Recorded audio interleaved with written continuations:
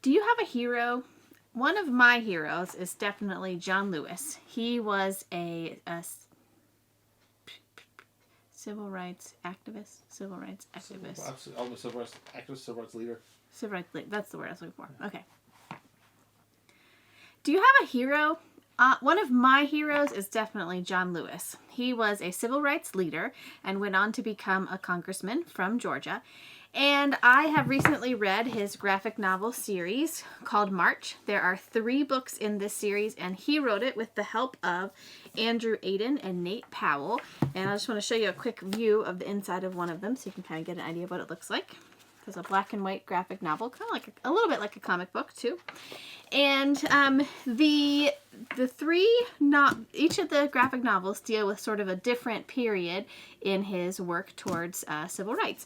So the first one has to do with the lunch counter sit-ins, where there were, across the South, black and white people could not sit at the same lunch counter, and so they had some protests and were eventually able to get them desegregated. And then the second book is about the Freedom Rides, which is where black and white people would board a Greyhound bus in like maybe from Washington, D.C. and try to ride throughout the South to sort of test out the laws related to segregation and traveling in between states. And then the third book was about the right to vote and the march, in particular, a march that they did from Selma to Montgomery for the purpose of being able to vote.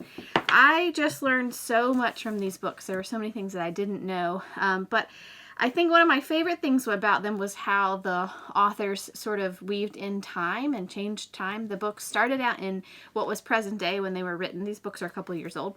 And then flashed back to John Lewis's childhood. One of my favorite stories is him preaching to his chickens because he wanted to be a preacher. So he tells that story in here.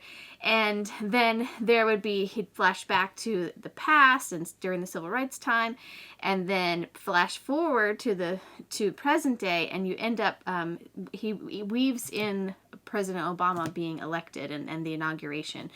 So it's just a cool back and forth of time, and something in present day where will remind him of something in civil rights time. And it was just great. So I'd encourage you to check these books out. And also our library has several other graphic novels that are biographies of people. So if this is a format that you like, check out others that are in our library.